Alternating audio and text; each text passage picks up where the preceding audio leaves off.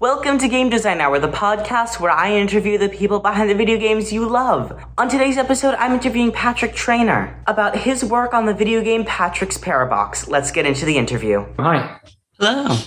When did you first realize that you wanted to create video games? It's hard to say. I grew up playing a lot of Nintendo games, and I would always think about them all day when I was playing at the playground and building little sandcastles. So I was always very interested in the design of them. But then in elementary school, I started programming a little bit. And in high school, I started dabbling in actually making games. And then I knew I was doing what I loved. How did you first get into the video game industry? This is my first game in the industry. It's my first commercial game. Before this, I've been making a lot of freeware games. And so I was just making as a hobby because I just love making games. And then Patrick's Parabox ended up being it was just going to be another one of those. But then I realized it had potential to be a bigger game. And so I pursued that. How did you first think of Patrick's Parabox? It started as a prototype. I was going to make a stealth puzzle game. I was making some games with friends at the times, and it was kind of like you were going to sneak around, you shrink down and crawl inside the little walls and stuff. And so I kind of prototyped that, just to kind of program that. And it ended up just being some abstract, solid color squares and boxes. I showed that to my friends at my school's game development club, and we all kind of liked it, thought it was pretty cool. And from there, I just kind of developed it and became a more abstract puzzle game. What were some of the biggest inspirations behind Patrick's Parabox? I have a few. At that time, I played this game called Steven's Sausage Roll. You may or may not have heard of it, but it's a kind of a cult classic puzzle game. It's very difficult, but very elegant. That kind of inspired me that, maybe I could make a game like that, where it's totally just pure puzzles and all about these intricacies of the system, rather than having to add additional elements like stealth elements or anything else like that. Just keep it pure.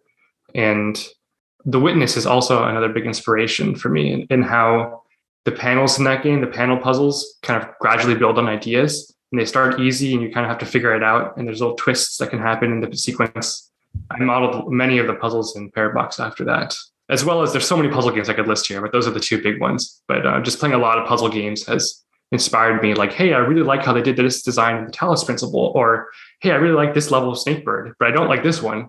So it's kind of playing a lot of puzzle games and analyzing them has really helped. After the prototype, what was the first sort of step you took in creating Patrick's Parabox? Well, it sort of just snowballed, I don't know. So it was the final year of my undergraduate degree in doing computer science when I started making this game. And I sort of just started by programming the system and then trying to make a few puzzles and then realizing, oh, wait a minute, I have to reprogram this part of the system. And it was just lots of tinkering is how I'd put it, is how the progression went. And then after I graduated, I sort of made this decision, like, am I going to pursue this further? Or am I maybe want to get a job full time? And I sort of ended up making the decision to pursue it further, and it ended up working out. What year did you start working on Patrick's Parabox? It was the beginning of 2018. Managing scope is a very important part of game design. How did you work to manage the scope of Patrick's Parabox? Well, there's this sort of cute little adage that can be kind of annoying where it's like, how big should a game be? Well, just let it tell you, or like, it'll be how big it wants to be or how big it should be. You don't want to overstay your welcome, but you don't want to leave things underexplored or leave things on the table. But that's kind of not really helpful to say. It's kind of an annoying thing to hear sometimes, maybe. But for Parabox, there ended up being a lot more mechanics and things that came naturally than I expected. I certainly didn't expect over 100 puzzles, and then now there ended up being over 300. And it took 4 years, and I certainly didn't expect it to take any longer than 2 years at the maximum. So it was it's kind of tricky to estimate, but I have learned a lot in time management, and I'm not the best person to talk to about scope, maybe, but I kept it in mind. And I didn't want to overstay its welcome. There's already so many mechanics in the game. I could have just spent a long time more adding more, but it's complicated. What was your process for creating each of the different puzzles? I do want to mention there's this general philosophy of making these kind of thinky puzzle games that I think a lot of games follow. Mine does too, where there's a phase one, which is kind of like exploration, where I'm kind of coding the system, figuring out what's possible, making some preliminary puzzles and exploring it. And then there's the presentation phase where I kind of package up all those things I've discovered, all those mechanics and all the interactions, and make them into puzzles that are presented to people. And so there's kind of this interplay between these two phases all the time. So oftentimes I will discover something and then make it into a puzzle or make it into a few puzzles. And so there's this kind of like pipeline that it kind of goes through, if that makes sense. And puzzles get refined over time. Like maybe I'll refine a puzzle 2 or 3 times, maybe, or maybe I'll refine it twice and then it'll end up being cut because I don't like it anymore. So there's kind of a lot of different processes a puzzle can go through, if that makes sense. Were there any interesting puzzles that ended up getting cut? Oh, yeah. I mean, there's this thing about the cutting room floor where you hear about where there's just so much good things left on the floor, but it's better to leave them cut so that only the best things stay in the game. And so I kind of was pretty vigilant about that. There's 364 puzzles in the game, which is a lot, but pretty much every single one of those puzzles, I thought they were good enough to keep in. And I've made hundreds of puzzles that just got cut or didn't ever make it in the game. Were there any strange or interesting bugs that you came across while working on Patrick's Parabox? Oh, yeah. I mean, when I was coding this system, which is probably the most fun thing I've ever programmed, still to this day, maybe it'll be ever. I hope not. But it's like when you're coding this thing, you get just how when you're playing the game, you kind of get surprised at all these interactions with the recursive boxes and all this stuff. I had those same kind of surprises myself, but kind of doubly so because I was like, wait a minute, how should this work? And oh my gosh, my system is whole wrong. I have to totally redo the movement system. I have to totally redo the rendering system, which I redid the movement system 2 or 3 times early in development. And the rendering system I had to totally kind of revamp. So lots of unique programming challenges, I would say, which made it a lot of fun. How large was the team that created Patrick's Parabox? I'm the main developer, and Priscilla Snow came on and she did the music and sound design. And that's it. Which puzzle piece was the most interesting to create? It's hard to say. I really like this game, and there's a lot of kind of satisfying mechanics. One thing that I found particularly satisfying when I was making it was making the boxes kind of have this smooth growing and shrinking animation. Because before, they kind of just instantly popped in and popped out to the smaller and bigger versions. And it was a lot of work to make this smooth shrinking and growing animation, lots of edge cases. But once I implemented that, it was so satisfying and it was like so worth it. Makes the game a lot more compelling, I think. What was it like working on this video game during the pandemic? The pandemic has kind of affected all of us. It's easier on me because I'm kind of a one-person team. I'm not relying on a lot of studios or contractors or things like that. Well, one person, of course, relying on Priscilla, who is working on a lot of projects. She would have things to say about this, I think. And thankfully, I don't have a full-time job, things like that. So nothing majorly logistical for me, but nothing too much different from what everyone else has said about the pandemic. And there's a lot to say about that. So one thing that many game designers struggle with is taking their game and getting it out there in the world and spreading the word about it. How did you work to do that? I'm really not the best person to ask about this. So this is my first commercial game, so I don't have much experience. And also I kind of got very fortunate in that I submitted the game to Indiecade and it got accepted there, and once I showed there, it won this award there, Developer's Choice, which was great. It gave me some publicity. And then it later on went to win this Independent Game Festival Excellence in Design Award, which I'm super happy about that. That was a huge confidence boost for me. And that gave the game a lot of publicity. So I've kind of just been mentioning that everywhere. And that's not exactly repeatable advice. I feel like every game and every developer, from what I gather, is kind of a unique situation for how you want to promote your game and what your plan is. So that's my unique tale, I guess. Yeah, those awards did a lot. And just the game is pretty gifable, I would say. If you show a short video of the game on Twitter, it has potential to be shared pretty far because you can understand it very quickly. How did you do playtesting for Patrick's Parabox, and what changes to your playtesting process are you going to take with you onto your next project? I love playtesting, and I think a lot about it, and I care a lot about it. Patrick's Parabox went through lots and lots of playtesting, lots of iteration on levels where I would realize someone, for example, they didn't quite understand a concept, so I'd insert a puzzle before that one to really make sure you understood it. Or, and just they would discover things with playtesting and be like, wait a minute, that should be a puzzle. That's a common occurrence.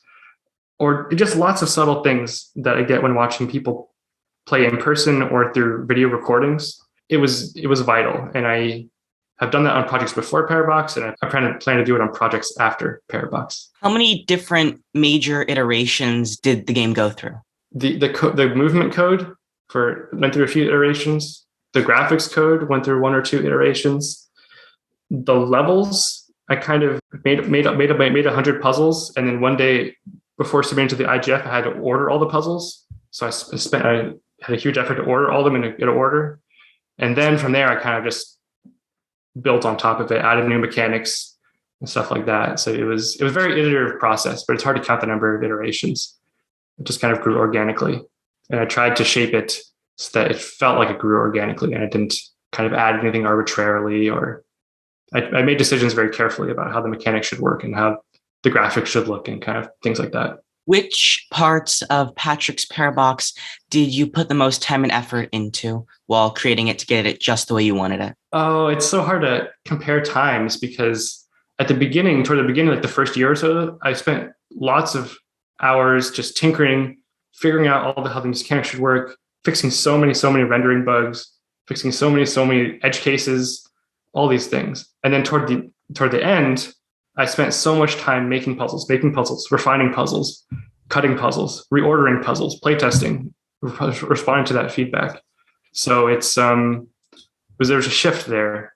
I spent a lot of time on a lot of aspects. And Priscilla, of course, has spent a lot of time on the music and sound, which I think. One thing that at least I struggle with, and I feel that some other game designers struggle with it while trying to create games, is making art that they feel fits with the game. How did you work to make your art, and what softwares did you use? Software, I just used a software called paint.net. It's just an image editor, nothing special. I think there's this kind of adage or thing that like indie games, you can just get away with like squishy, solid squares as long as you animate them and have particles and stuff and look nice. Like the typical example is the game Thomas Was Alone. There's a game that does that with, shapes. And that worked out for me. I tried various more complicated things, but nothing ever felt right. It felt like it was kind of noise. So I kind of just left it very simple. And the game is kind of ugly. It certainly doesn't look good from a screenshot, but I think once you play the game, it's very serviceable, the graphics. Are there any little fun or interesting details that are in the game that you feel that most players might miss, but you just really like? Well, one thing that players can't ever see is all my testing levels when I was testing out all the mechanics and testing all the bugs, and also all my drafts of puzzles that didn't quite make it in because they were just too convoluted or just uninteresting.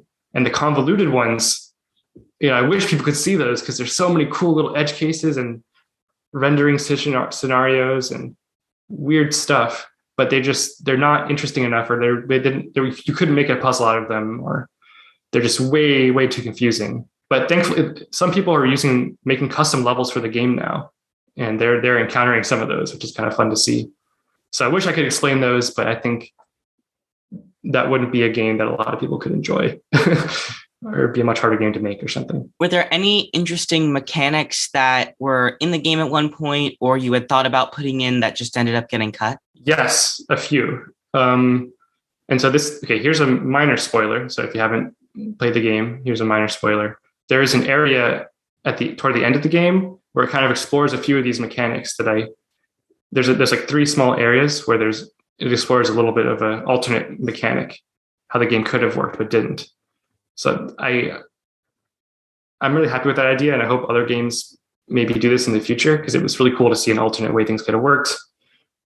And other than those, there were a few that I just couldn't include, either due to programming complexity, or it didn't hold up to the rest of the mechanics, or it just wasn't as natural. All the mechanics I think that are in the game are kind of like, oh yeah, of course, that should be explored. That's an obvious consequence of this. But there are some mechanics that are like, oh yeah, that kind of is a natural extension, but it's kind of arbitrary. And those I did not include. One thing that some people see as a barrier to getting into game design is programming. How did you learn programming, and what ways would you recommend newer game devs learn how to program? I think giving advice like this really depends on the individual. So for me, for example, I'm a programmer by nature. I love code. I love writing code. I love coding this game. I have a computer science degree, for example, which has helped me a lot. But I know some of my friends, like I know one friend who uses Construct 3, that engine, and he loves this drag and drop thing. He can make games very, very quickly, and he's a graphic designer. That's his kind of main thing, and he's not that interested in learning how to code. He's just happy in Construct. And I've used Construct before when I was learning how to code. It really depends on what you want. There's certainly no one size fits all advice here. I think it really depends on what kind of skills you want to learn, what kind of a mindset you have, and things like that. An important piece to making puzzle games is balancing the puzzles so they're not too difficult that players want to quit, but also difficult enough that players feel like they've accomplished something when they complete it. How did you work to achieve that balance in your puzzles? This goes hand in hand with the playtesting. I took a lot of care in this.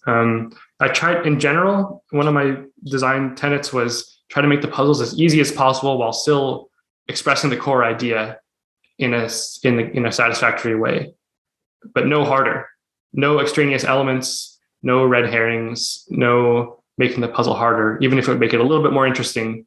That's not a good trade-off. Because of this, I just kind of appealed to my sensibilities. I'm kind of an impatient player. Even when I play puzzle games, I love easy puzzles and I kind of bounce off hard ones most of the time. So I kind of made it to my tastes. And I think that ended up giving the game a much broader appeal than I thought it would, which I think it's great. Although it's not for everyone. There are a few hardcore puzzle fans who don't like how easy it is. And it's very fair. It's very fair criticism. And that's been interesting for me to read exactly why they don't like it, because there are very good arguments about that. What game engine did you use to create Patrick's Parabox?